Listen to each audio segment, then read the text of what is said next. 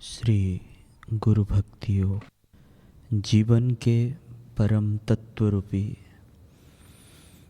वास्तविकता के संपर्क का रहस्य गुरु भक्ति है। गुरु की कृपा तो सदा रहती है। महत्वपूर्ण बात यह है कि शिष्य को गुरु के वचनों में श्रद्धा रखनी चाहिए और उनके आदेशों का पालन करना चाहिए। बुद्धि को तेजस्वी रखने के लिए स्वाध्याय की आवश्यकता है, जिससे बुद्धि उल्टे मार्ग में ना जाए या उसका दुरुपयोग ना हो। उससे भी अधिक महत्वपूर्ण चीज़ है महात्माओं का सत्संग, अर्थात हमें गुरु करना चाहिए, जिससे हमें निरंतर मार्गदर्शन प्राप्त होता रहे। वे हमें मार्ग में आने वाले भय स्थान दिखाते हैं। फिर गुरु से प्राप्त ज्ञान की सहायता से शिष्य योग्य पथ पर आगे बढ़ने में सक्षम होगा। सच्चे शिष्य के लिए तो गुरु वचन माने कानून।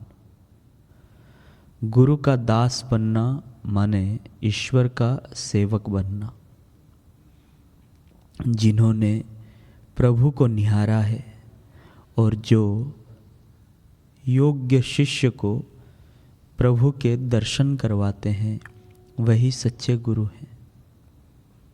आलसी शिष्य को गुरु कृपा नहीं मिल सकती। राजसी स्वभाव के शिष्य को लोक संग्रह करने वाले गुरु के कार्य समझ में नहीं आते।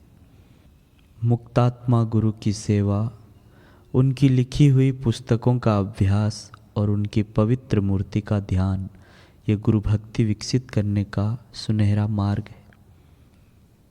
भगवान के रास्ते तो चले, लेकिन जब तक सद्गुरु प्राप्त नहीं हुए तब तक करोड़ों शास्त्र पढ़ ले, करोड़ों तीर्थ कर ले और सैकड़ों दिन का शीर्षासन कर ले, फिर भी परम लाभ, परम पद नहीं मिलता। ब्रह्म परमात्मा का रहस्य नहीं खुलता। ईश्वर गुरु की भक्ति,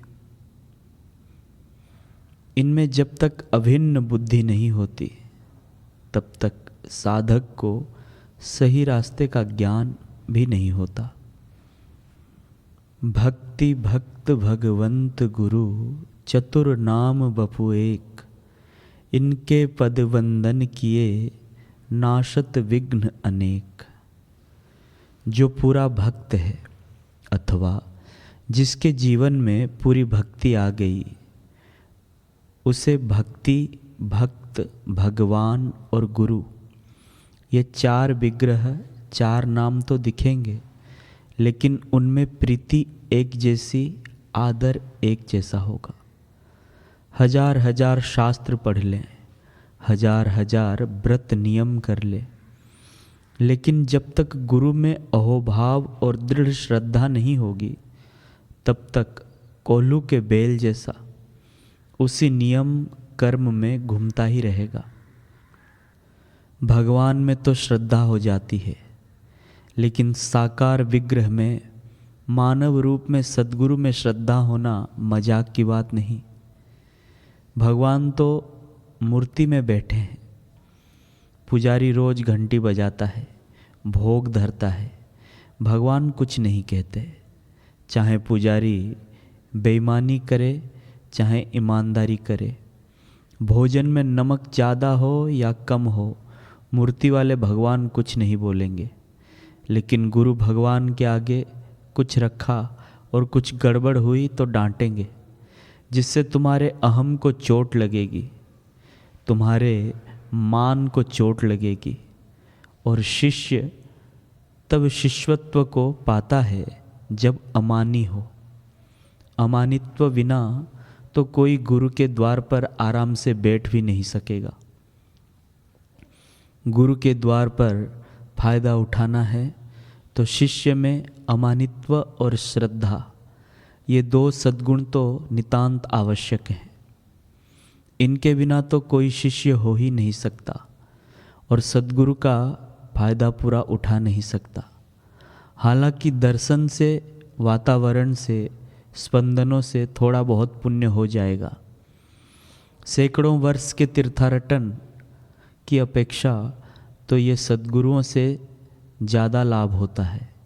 लेकिन सतशिष्यों एवं शिष्यों को जो लाभ होता है वह आम आदमी को उतना सारा लाभ नहीं होता।